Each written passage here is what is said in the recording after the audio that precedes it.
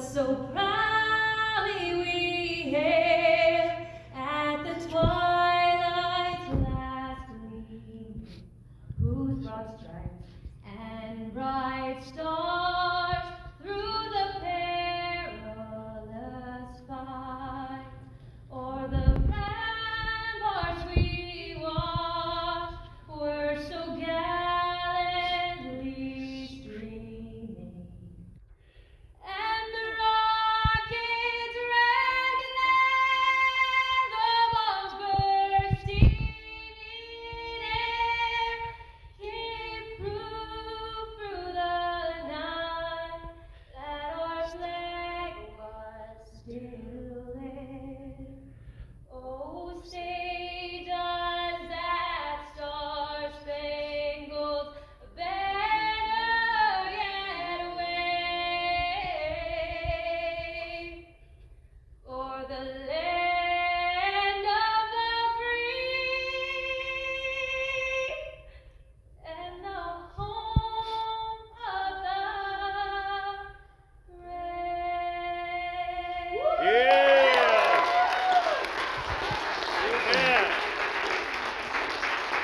That was really cool. That was good. That was. Right. How about that? Thank you all so much. Thank you for being here. You've met my shy wife Ginger, and have a seat. I told President Trump that she is available for booking January 20th, 2025. Oh, I am so sorry. This triumphantly restored as the 47th President of the United States. It's great to be here. It is great to be out of Washington, D.C. I don't know if any of you have challenges with your coworkers sometimes, but I've had a few lately. You did the right thing, though. You did the right thing. I've got one that wants to throw Hamas pep rallies in the Capitol building. Another, when he doesn't want to turn in his homework, he pulls the fire alarm.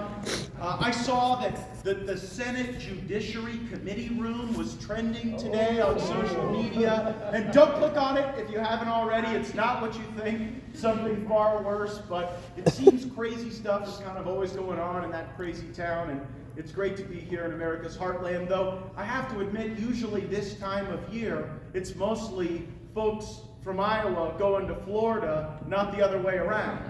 And we call you all snowbirds when you come down to Florida with your Big Ten sweatshirts on, and you go walk on the beach in like 50-degree weather, and you get in the water, which is just amazing to us. We assume you're all part polar bear.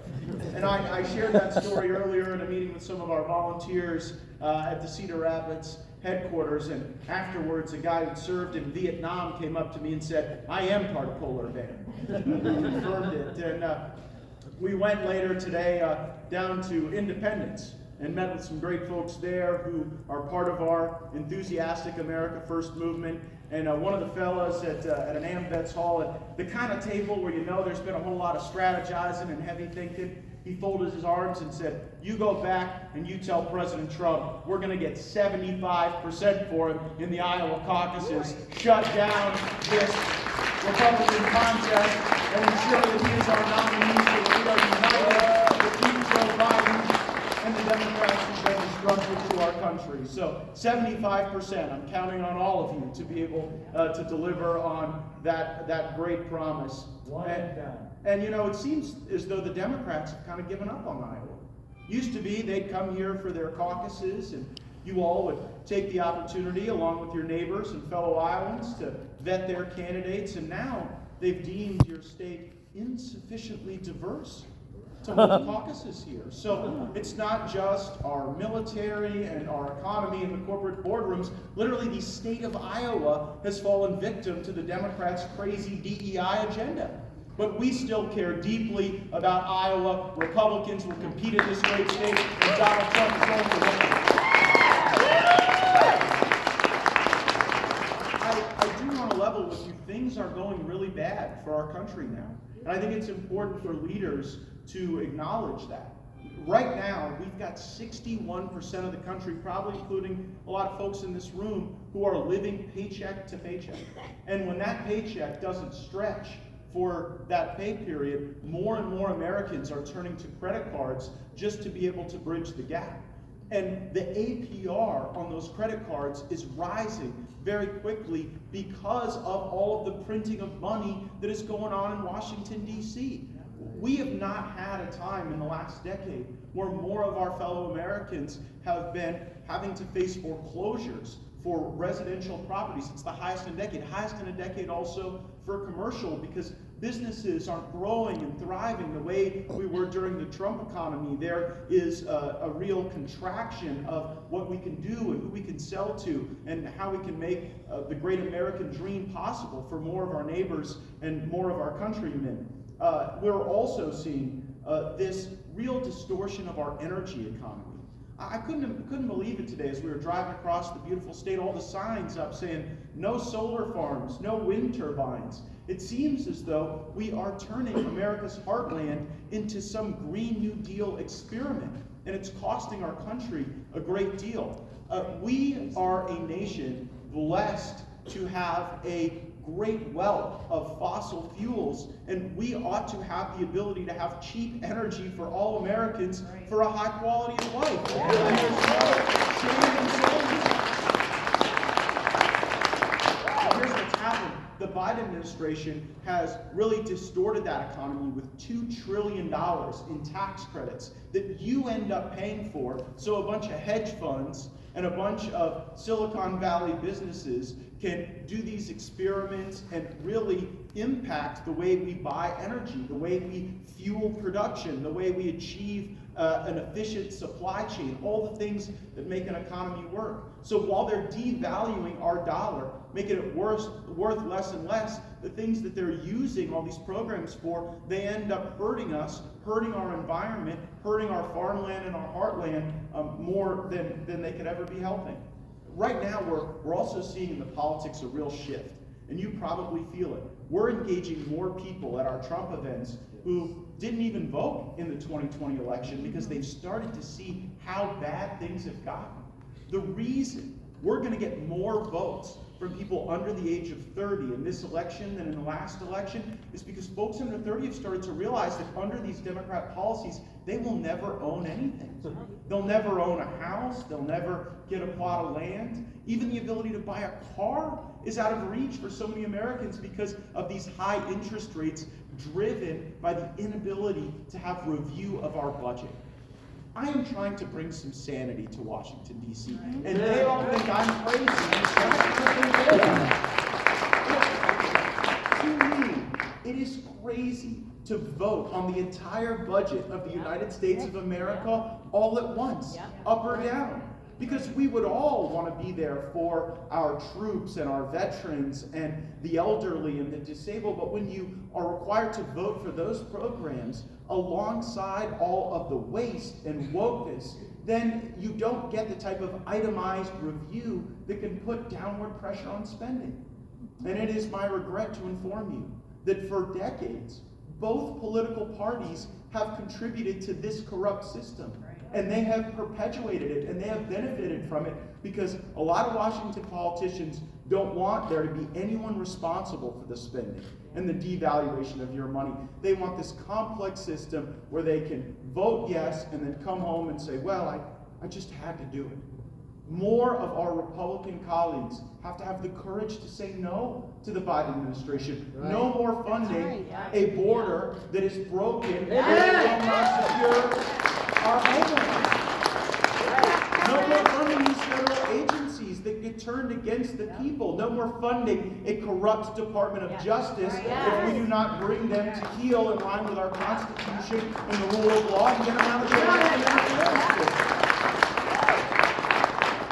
We have to be willing to say no, and we have to stop these budgetary woes, and young people more and more are seeing it. And then in that group of people that are more 30 to 49, that parenting age, more and more people are coming to our political position because they don't want to co-parent with the government at the schools. I am seeing folks in these blue states that are starting to really align with our vision because they don't want to live in a world where your pansexual third-grade teacher is telling your child to reorient their gender. I can't even believe I have to say that in polite company. But it's increasingly what the other side is bringing to bear. And so President Trump has a vision for our federal agencies where they are slimmed down, where they're not making every decision in Washington, D.C. And then if it's our state boards of education, if it's our local school boards, where we have seen moms and dads step forward to serve in patriotic and helpful and meaningful ways, then we've got a chance to chip away at this thing.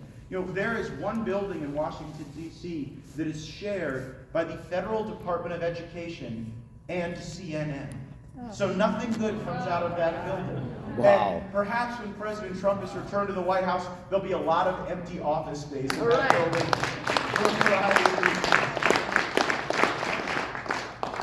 We've got to talk about what's going on the border right now.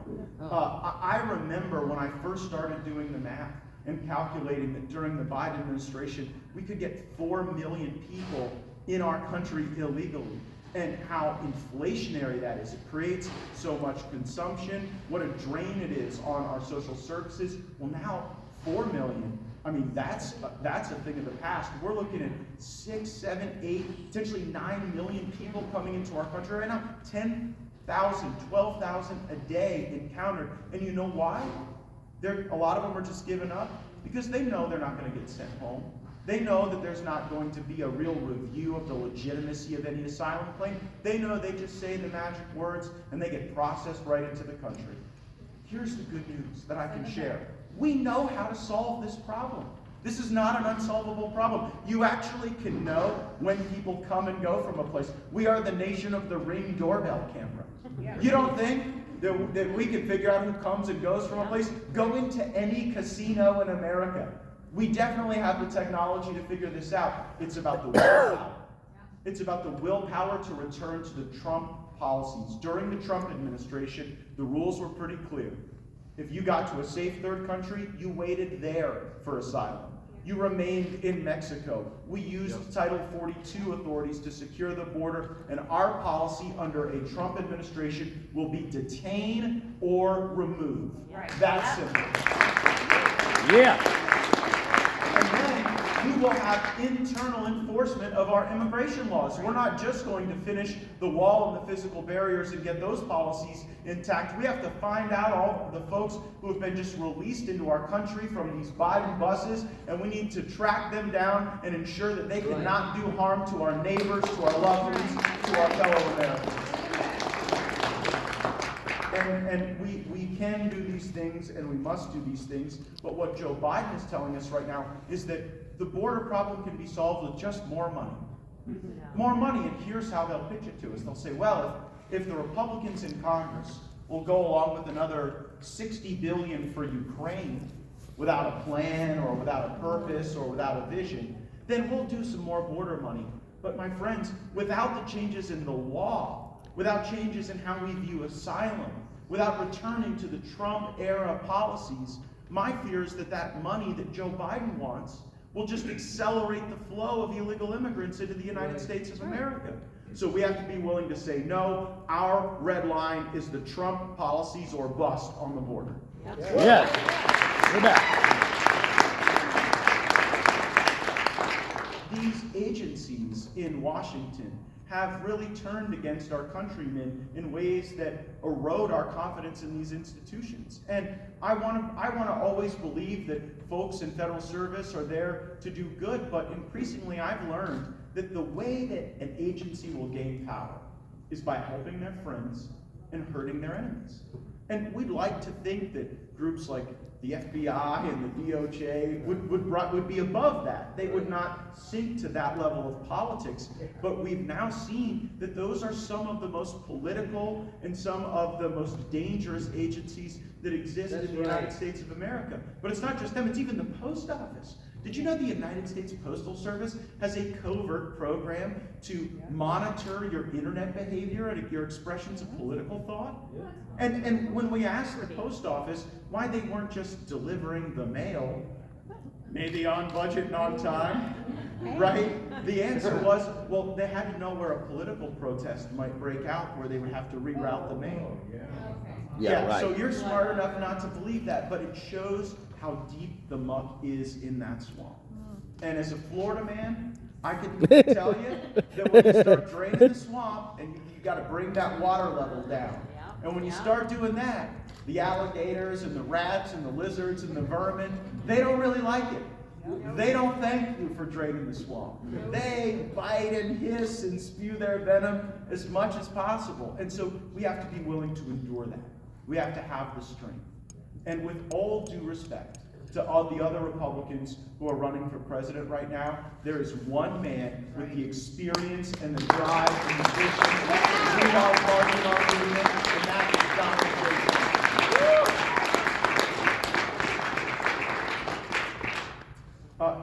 How did it get this way? How did it get this way where these agencies were turned against us, where our budget was not in any way in line with our thinking about how to appropriate dollars where our border was exploded? The reason it got this way is because Washington, D.C. is a fundamentally corrupt place. And for far too long, it's been the same special interests in big pharma and big business and big banks and big tech that have bought off the people in both political parties. And so it's mattered less who's in control of what branch or what body or what caucus, because far too many of the people in Washington, D.C. are working for the same special interests. And that is why President Trump is so dangerous to them, because they know he cannot be bought, he cannot be corrupted, he cannot be persuaded, because in Washington, D.C., first they try to buy you off, then they try to compromise you, and then they try to destroy you.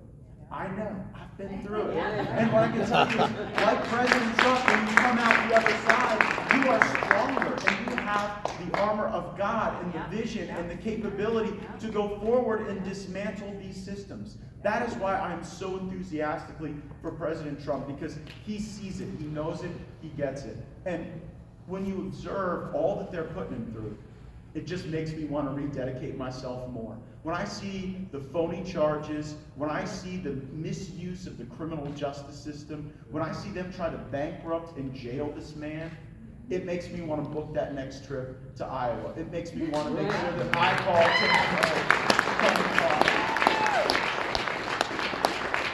And that's what we have that these other AstroTurf movements don't have. We are the ones. We are the people. There's no other group coming to save this nation. We have to unify as patriots, and we have to know the stakes and what is before us. Ginger and I travel all over this country to encourage our America First brothers and sisters, and we do it on the West Coast, the East Coast, all over. And in some places, people wonder how they can have a role. Maybe they don't have a really swing Senate district where they live, or maybe there's not one of the most important congressional contests there, and so they really have to think about how to become digital warriors, or maybe donate financially to a campaign that's in another part of the country. But you are right here where all the action is at the tip of the spear. And here's what's going to happen on caucus night. We are going to be either a divided movement, a divided party that will stumble off into New Hampshire and South Carolina and Super Tuesday, with Republicans spending tens of millions of dollars fighting each other, while the Democrats just continue to prop whatever version of Joe they have up and trot it out on the stage. Or you can deliver such a resounding victory in the Iowa caucuses that we acknowledge that this is a specific moment for a specific man, and that our party and that our fellow conservatives and like-minded independents and Democrats will join with us to get the nation back. And that is what we need. I've been in government too long. I was first elected in 2010, and when I first was elected, I really believed that Republicans and Democrats would get into these positions and would just have a different vision about how to succeed. You want America to do well, but one team's got one set of play calls, different team's got a different set of play calls. But what we have now seen in a very frightening and stark way is that our political opponents no longer want America to succeed. They believe that the world and the nation will be better and safer and more egalitarian if the version of our country that we have today crumbles. That's why they call us extreme MAGA Republicans. because they never thought America was great in the first place. Right. They were not that committed. And so we know that there is a joyous history that we are built on. People who understood that we could be inclusive and inviting, and that we could be the envy of the world, not by being the world's police force and being the world's piggy bank, but by being the best version of ourselves. And in a lot of ways, the Trump victory in 2016 was preceded by Brexit. We saw this movement in Europe where a sense of nationalism and populism arose. And I'm starting to see some signs of that now. Whether it is Giorgia Meloni in Italy, or whether it is in South America, or in Argentina and El Salvador, people have decided that they don't want to live under these leftist regimes anymore. That it makes everyone poorer, it makes prospect for the future worse. And I really think that people in this country are starting to wake up to that. We have a president right now. We have a president right now who has invited all of this misbehavior around the world because he is so weak and so feeble and so disorganized and everywhere. President Trump, he was a little more unpredictable. And he used a sharp tongue, but he kept these dictators around the world on their best behavior. And that's what a strong leader can do. And that doesn't make him a dictator. That doesn't make us extremists. That just means that we love our nation as we should, and we are willing to fight and do whatever is necessary to protect and defend her. So what I need from all of you, at the tip of the spear, at the front line of this fight, with the first most dispositive voice in this upcoming caucus contest, go out there, recruit 10 captains that can recruit 10 other people to commit to show up in caucus. My only worry is low turnout. I don't want our folks, I don't want our fellow patriots thinking, well, a caucus is a little different than an election. I don't know how that really works. I don't know what I have to do. Do I have to give a speech? Remember, the other side right now, they're so nasty, and they're so vile, and they're so off-putting and odious with everything that they're trying to do to cancel us online, to hunt us in real life. And so in these days leading up to the caucus, you are our brand ambassadors. You are carrying the Trump brand as you go out and recruit these captains and get these caucus goers. And so be inviting. While things are challenging and we have to turn them around, this is the team that's going to do it. And I am so very proud to have all of you on my team. Thank you for letting me fight with you. Thank you for all you do. For the hot guys waiting for President Trump. Let's go caucus, let's go win, let's get to that 75% and let's go get it. Thank you all so much.